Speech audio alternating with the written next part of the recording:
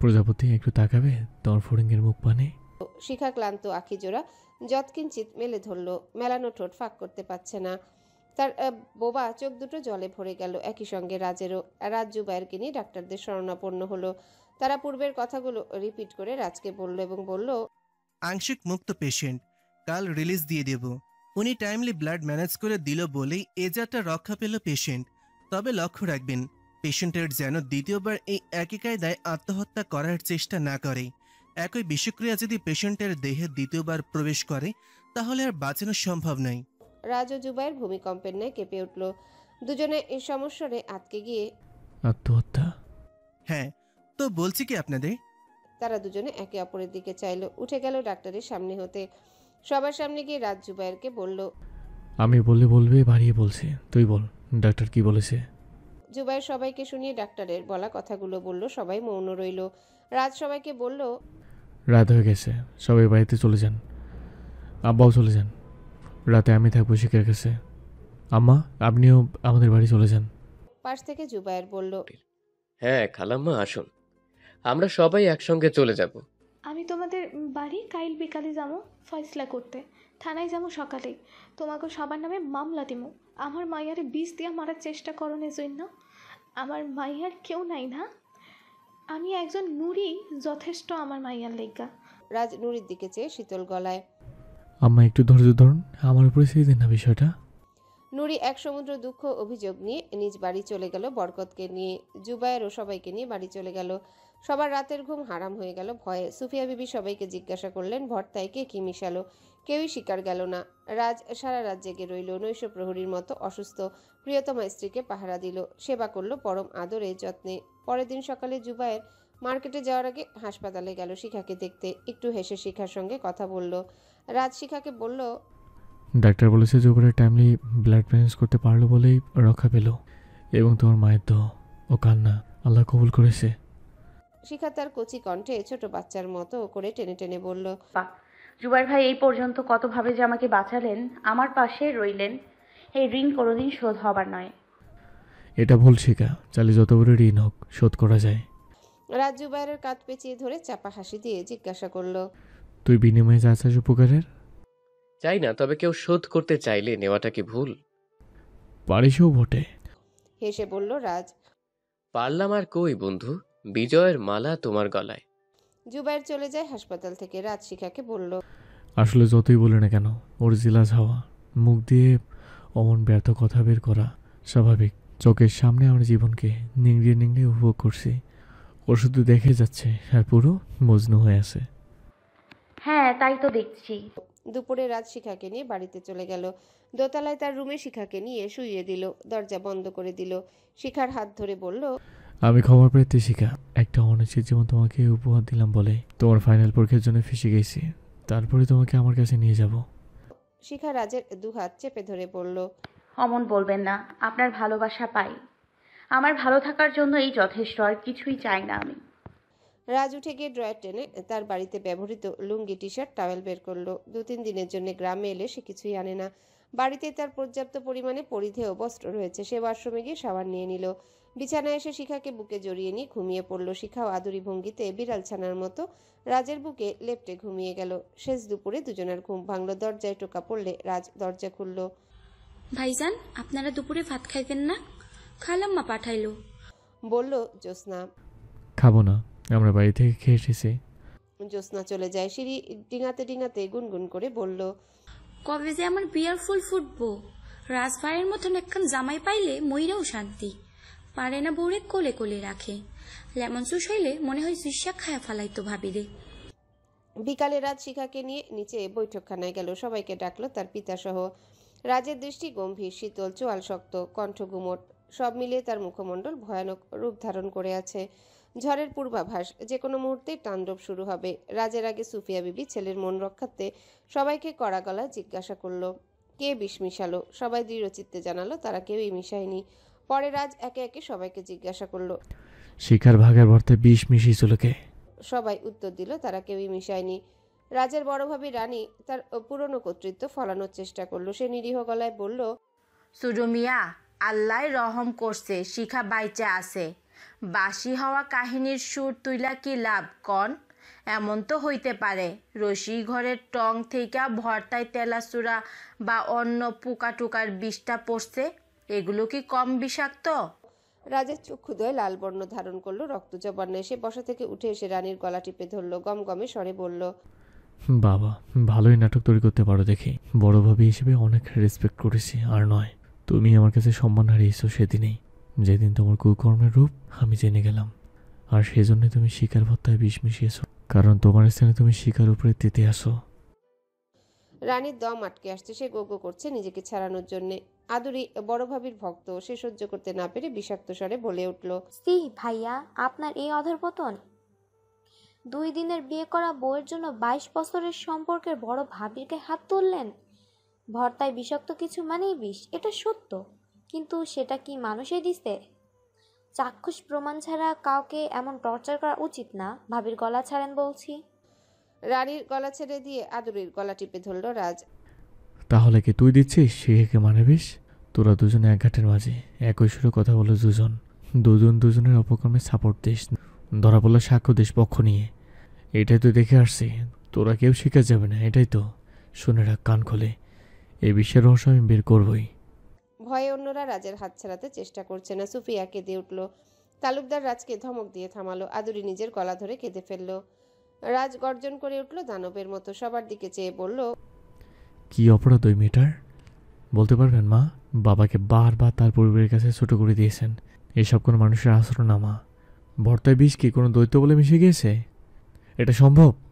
আমি তো তার মাঝে কোনো কমতি দেখি না। রূপে গুণে, শিক্ষায়, মেধায়, বুদ্ধিতে, জ্ঞানে, নম্রতা, ভদ্রতায়, মার্জিত আচরণে কোনো অংশে আমাদের পরিবারের চেয়ে সে কম নয়, বরং অনেক বেশি।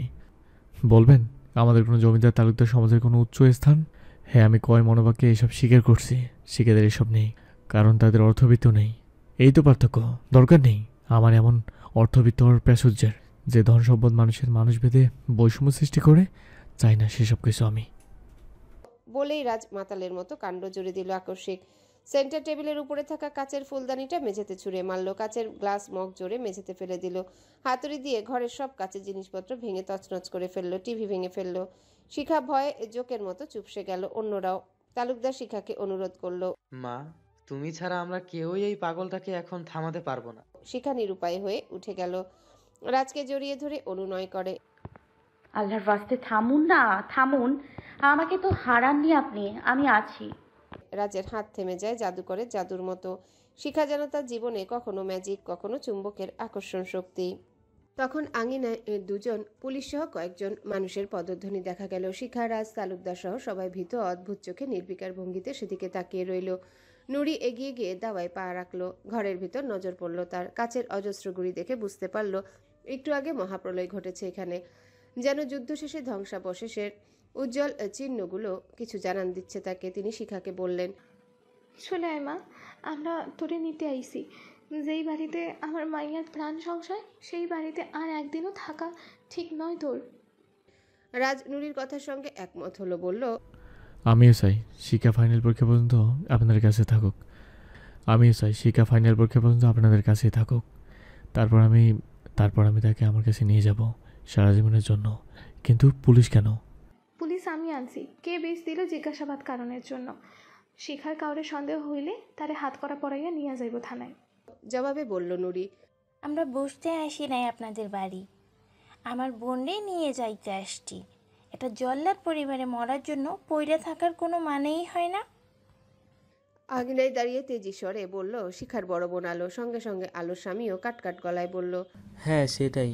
এই শিখা, তোমার সব গোছায়া নাও, আমরা বাইরে অপেক্ষা করছি। বরকত ঘরের ভিতর হতে কিছু কাঠের চেয়ার বের করে উঠানে নিয়ে রাখলো। পুলিশ দুজন বসলো পায়ের উপর পা দিয়ে।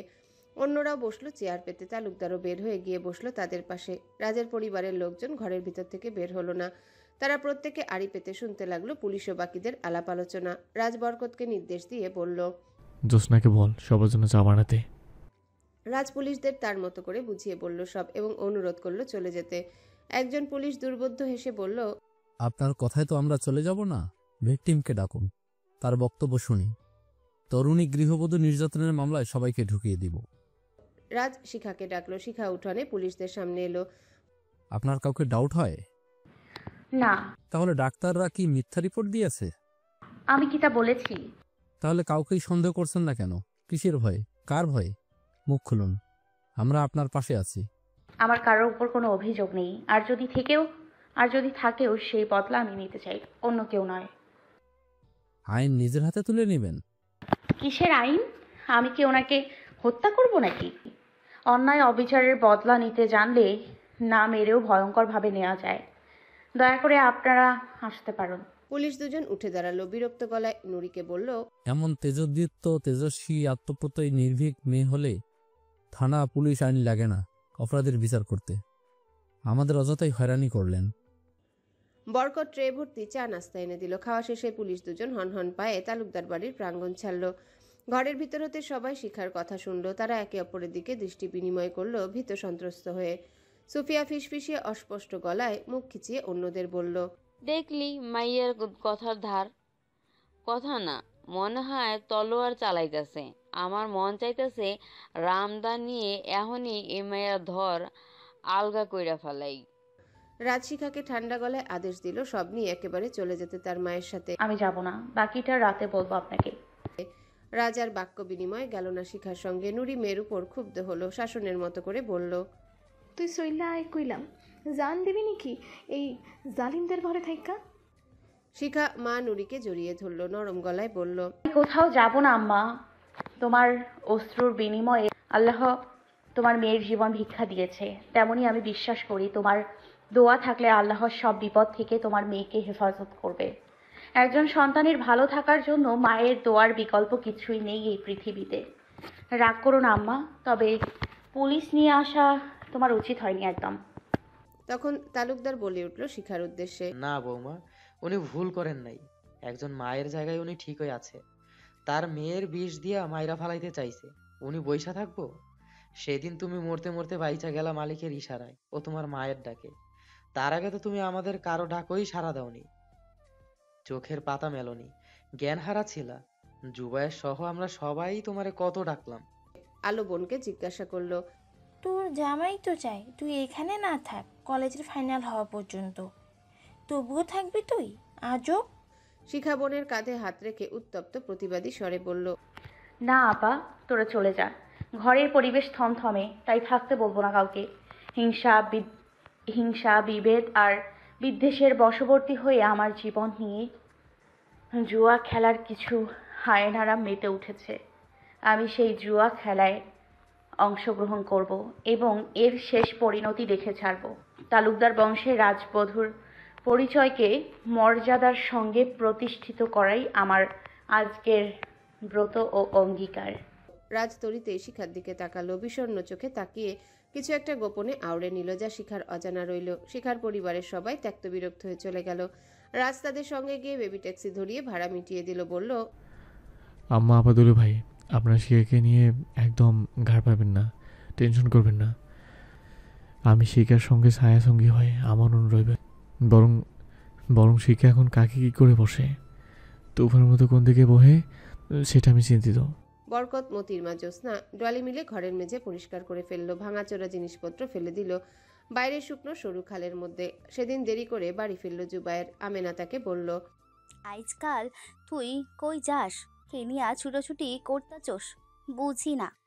নতুন ব্যবসা দাঁড় করাবো মা, তাই সেদিকে কিছু কাজ বেড়ে গিয়েছে। কি কস, কবে থাইকা শুরু করবি, কই করবি? আরো কয়েক মাস সময় লাগবে সব ঠিক হতে মা, দোয়া করবেন। আর কই করবো তা এখনো ঠিক হয়নি বলে সবার আগে আপনিই জানবেন। ও আইসা, বিকালে এ বাড়িতে পুলিশ আইলো, রাজের শাশুড়ি পুলিশ নিয়ে আইলো। মা আগুন দেখাই তোর মাইয়াও একটা আগুনের গোলা হইছে, আইস টের পাইলাম। বাবা গো, মাইয়ার কি ঠনঠনা কথা পুলিশের লগে? এমন না হলে এদের ঘরে টিকে থাকা মুশকিল মা, একদম উচিত কাজ করেছে শিখা। রাতে শিখা ঘুমাতে গেলে রাজ শিখার কপালে হাত রেখে জিজ্ঞাসা করলো, এই আগুনে মেয়ে রাতে কিছু জানানোর কথা ছিল আমাকে, এত কিছুর পরও কেন আমাদের বাড়িতে থাকবে? কেন আমার সাথে যাওনি? এই প্রাণে মারেনি? শিখা প্রলম্বিত শ্বাস ছেড়ে বলল, প্রাণের মায়া একটা পতঙ্গেরও আছে। বাঁচার স্বাদ কার না থাকে, প্রতিটি প্রাণী বাঁচতে চায়। তাহলে গেলে না কেন? মরার জন্য পড়ে রইবে? একদম না মিস্টার ফরিং ভাই, আমার জন্য আপনার চোখে যে ভালোবাসা ও যত্ন দেখেছি, সেই ভালোবাসার জোরেই আমি এই বাড়িতে থাকবো এবং খুব ভালোভাবেই থাকবো। হয়তো সেই দুদিন আনতে আমাকে আরও অনেক নির্যাতন সইতে হবে। আপনার ভালোবাসার কাছে এসব অতি তুচ্ছ। আমি হাসি মুখেই সব বরণ করে নিব। আপনার মতো সঙ্গী যেই মেয়ের জীবনে আছে তার মন্দ থাকার, দুঃখে থাকার সুযোগ নেই। আপনি মহান, আপনি আমার শক্তি। দিনে দিনে খুব লজিক্যাল কথাবার্তা শিখে যাচ্ছ। গুড। জুবাইরের ফোন পেয়ে সমস্ত কাজ ফেলে ছুটে এসেছি। সকালে চলে যেতে যাচ্ছি, তুমি বললে থেকে যাব। যেতে দিতে ইচ্ছে করে না, কিন্তু আপনার কাজের ক্ষতি হবে ভেবে বলছি, যেতে পারেন। অশোনারে ভীতি কাজ করছে তোমার জন্য। যে গভীর তোমার ষড়যন্ত্র শুরু করেছে তোমাকে নিয়ে। উফ, তুমি সাবধানে থেকো, চোখ কান সোজা রেখে চলো। মতির মা জুবাইরকে বলে রেখেছে তোমার দিকে খেয়াল রাখার জন্য। এনিওয়ে, তোমার রেজাল্ট কেমন হয়েছে প্রথম বর্ষের? রেজাল্ট আলহামদুলিল্লাহ ভালো হয়েছে। আপনি দুশ্চিন্তা করবেন না। হোঁচট খেতে খেতে একদিন এই আমি শক্তিশালী হয়ে উঠব, বটবৃক্ষের ন্যায়। ভর্তাকে কে বিষ মিশিয়েছে সেটা আমি বের করবই, যে করেই হোক, যেভাবেই হোক। কাঁটা দিয়ে কাঁটা তুলবে এই অগ্নিশিখা। সেটা কিভাবে প্রজাপতি?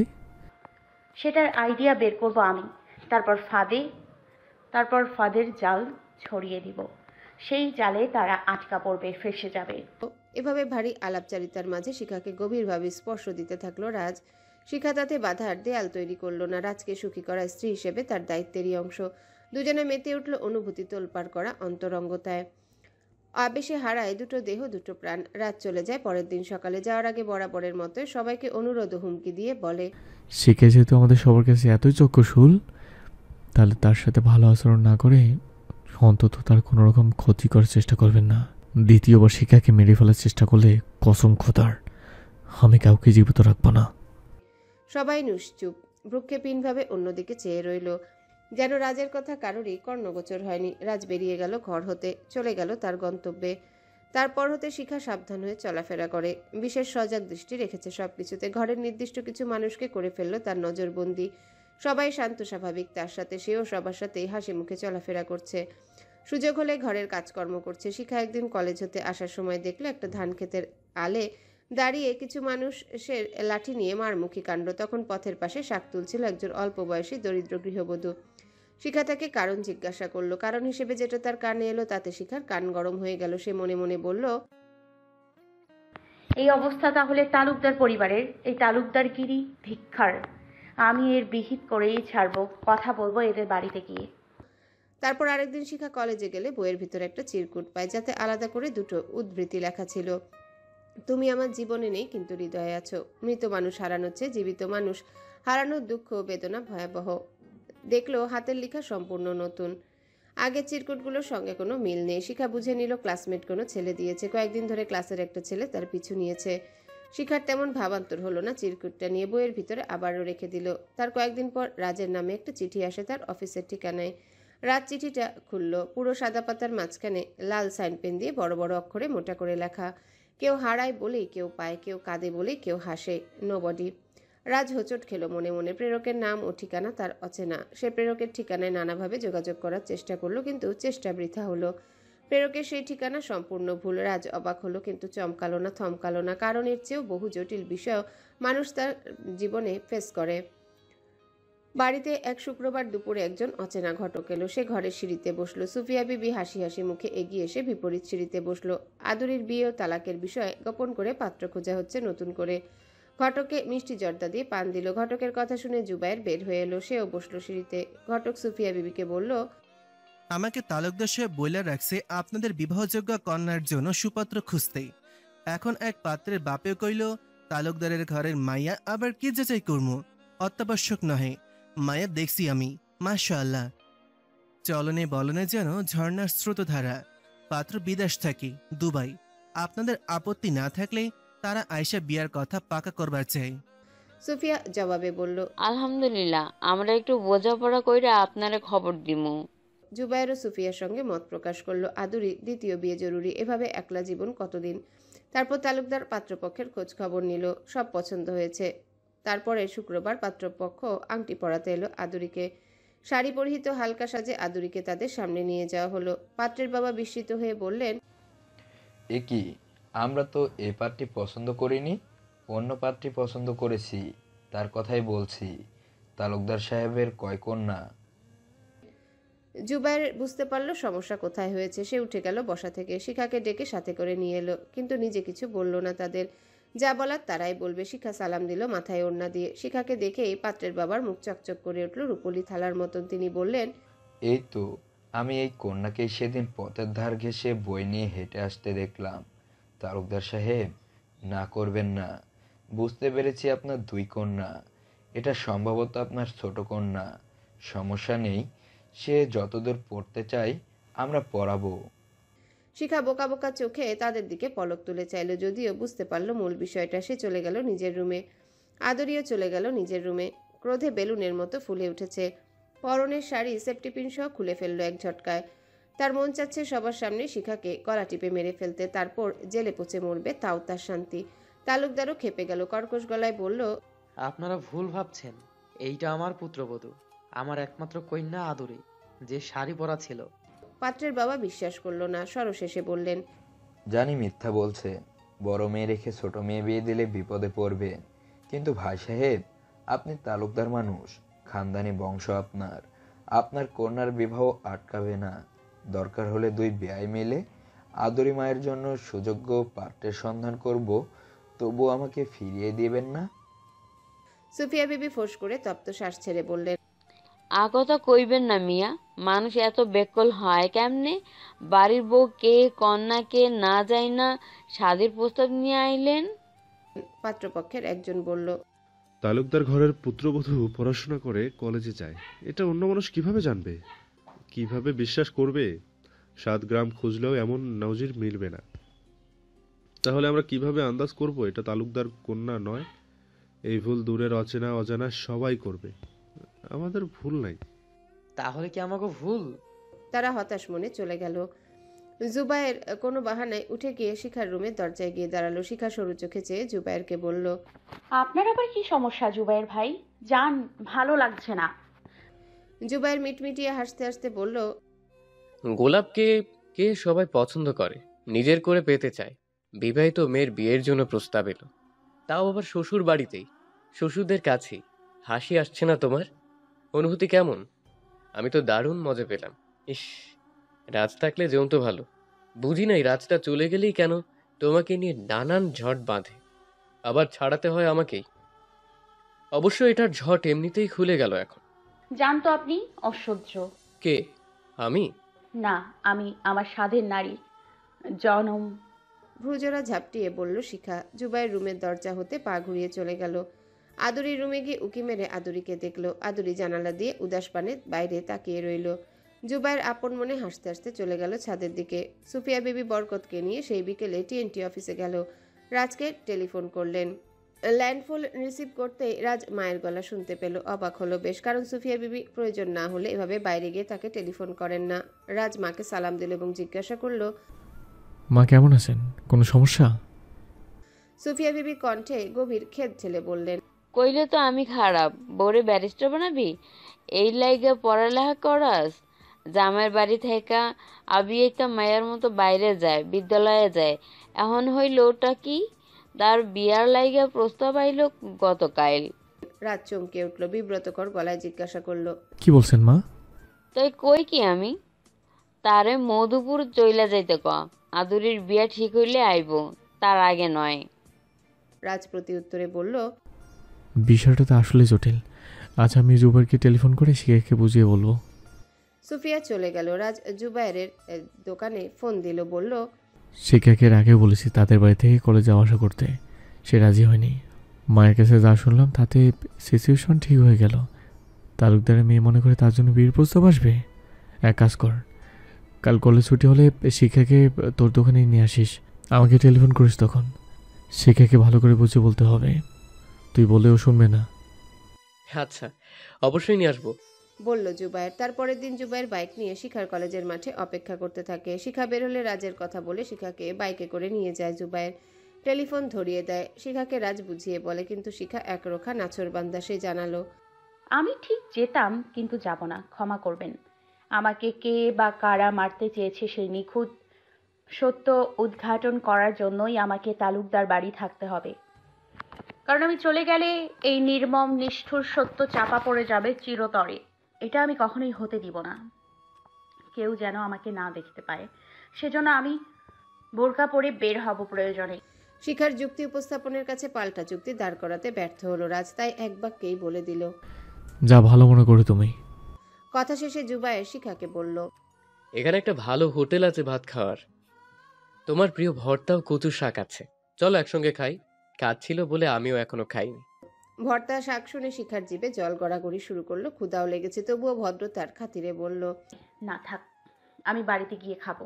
দেরি হয়ে গেলে ওনারা বাজে মন্তব্য করে বসবে। আমি বাইকে পৌঁছে দেব, দেরি হবে না, আসো। খাবো এক শর্তে। কি শিখা? একগাল হেসে জিজ্ঞাসা করলো জুবায়ের। আমি জানি আপনি আমাকে মানুষ হিসেবে অত্যন্ত পছন্দ করেন, তাই বলছি অধিকার নিয়েই। কথা দেন আপনি বিয়ে করবেন এবং সহসাই। সামান্য একবেলা ভাত খাওয়ানোর পরিবর্তে আস্ত জীবনের একটা শর্ত জুড়ে দিলে শিখা, তুমি আসলেই একটা চিজ। হ্যাঁ, দিলাম শর্ত। বলেন বিয়ে করবেন। চাচির দীর্ঘশ্বাস আমাকে দুঃখ দেয়। মুখশ্রীকে দুঃখী দুঃখী করে বলল শিখা। চাচির দীর্ঘশ্বাস দেখো, আমার হৃদয় পোড়ার দহন টের পাও না শিখা? মনে মনে বলল জুবায়ের। ক্ষণ সময় ব্যয় করে উত্তর দিল, প্রমিস, বিয়ে করব, তবে আমি যাকে চাই তাকে এনে দিতে পারলে। পারবে? সে কি এখন অন্যের ঘরণী? হ্যাঁ। তাহলে পারবো না। দুনিয়াতে কি আর মেয়ে নেই? আখি মনি লিমা কি পাত্রী হিসেবে খারাপ? তাদের বিয়ে করেন, বা অন্য কোনো মেয়েকে। নতুন এসে পুরাতনকে ভুলিয়ে দিতে পারবে, এটাই নিয়ম, এটাই হয়। দেখবেন তখন আপনি কত ভালো থাকবেন। দুনিয়াতে কেন, আমাদের ছোট্ট ভূখণ্ডেই কত মেয়ে আছে, কিন্তু যারা আছে তাদেরকে হৃদয়ে টানে না শিখা। কারণ তারা সে নয়। জীবনের প্রথম অনুভূতি, প্রথম কল্পনা, প্রথম আবেগ, প্রথম ভালো লাগা, ভালোবাসা, প্রথম রঙিন স্বপ্ন সব ছিল তাকে ঘিরেই। এমন ভাব দেখান মনে হয় আপনার প্রেমের কাছে পৃথিবীর সব প্রেম বাতাস, ছাই। কেবল আপনিই ভালোবাসতে পারেন, মহান প্রেমিক সাজতে পারেন, দ্বিতীয় কেউ পারে না। চওড়া হাসি দিয়ে বলল শিখা। পারে নাকি? আছে নাকি? দেখাও না শিখা। কেন উনি আপনার জানে জিগার দোস্ত? সে তো দিল্লিকার লাড্ডুর মতো একেবারেই পেয়ে গিয়েছে। আমার মতো আগে তো কাউকে হৃদয় দেয়নি। বাদ দাও, খাল্লি বাল্লি, আসো ভাত খাই। কথা শেষে শিখা খেতে রাজি হয় না। জুবায়ের অনুরোধ করে তাকে ভাত খেতে নিয়ে যায় হোটেলে। দুজনে পাশাপাশি নয়, মুখোমুখি চেয়ারে বসলো। খেয়ে বের হয়ে এলো। শিখাকে বাইকে চড়িয়ে বাড়ির কাছাকাছি পৌঁছে দিল। শিখা বাইক থেকে নেমে রাস্তায় ঘাসের উপর দাঁড়ালো। ধন্যবাদ দিল জুবায়েরকে। জুবায়ের হাত দিয়ে মাথার চুলগুলো পেছনে ঠেলে দিল। বাইক স্টার্ট দিয়ে চলে গেল নিজের দোকানে। আপন মনে আওড়ে নিল, একদিন তোমাকে কিছু কথা বলবো শিখা, তখন দেখবো তোমার প্রতি আমার এত ত্যাগের প্রতিদানে তুমি আমাকে কি উপহার দাও। একদিন সকালে শিখা বুদ্ধি করে কলেজে যাওয়ার সময় সে ধানের জমির আলে গিয়ে দাঁড়ায়। তাকে দেখে কয়জন পুরুষ এগিয়ে এলো। শিখা তাদের সালাম দিল। বিনম্র গলায় একজন জিজ্ঞাসা করলো, কে মা তুমি? চিনলাম না। আমি তালুকদার বাড়ির পুত্রবধূ। আমাদের জমিটা দেখতে এলাম। সেদিন আমি দেখলাম আমাদের এই জমিতে দুই লাঠিয়াল গ্রুপ হাতাহাতি করছে। তখন একজন আরেকজনের দিকে চেয়ে তির্যক স্বরে বলল, এক গোয়ালের গরুর দুধ কি আর দুই রকম স্বাদের হয়? 2 দিনের বউ আমাদের জমি কইতে শিক্ষা গেছে। তার কি দোষ? নয়া বউ হইলে তোতা পাখির মতন, তারে যেমন বল শিখাইব তার মুখে তেমনই বল ফুটবো, বলল আরেকজন। শিখা নম্র হেসে বলল, আপনাদের ধারণা ও বিশ্বাসটা পুরোপুরি ভুল ও ভ্রান্ত। আমরা মানুষ, সৃষ্টির সেরা জীব। আল্লাহ আমাদের চোখ, কান, হাত, পা কেন দিয়েছেন? যেন দেখে শুনে চলতে পারি। জ্ঞান, বুদ্ধি, বিবেক কেন দিয়েছেন? যেন কারো ভুল কথায় আমরা পা না দিই, প্রভাবিত না হই। নিজের বিবেক, নীতি, জ্ঞান দিয়ে যেন ভালো মন্দ, সত্য মিথ্যা যাচাই করতে পারি। সেটা হইলে অন্যের জমিন রে তোমাকে কও কেন? আমি শুনেছি এটাই, তাই বলেছি। এখন সত্যিটা শোনার পর আর বলবো না, বরং যাদের জমি তাদের ফিরিয়ে দেওয়ার ব্যবস্থা করব। তারা চমকিত চোখে শিখার দিকে চাইলো। একজন আরেকজনের দিকে চোখাচোখি করে তাকালো। একজন শিখাকে বলল, তাইলে আসল কথাই কই, আমি মনসুর।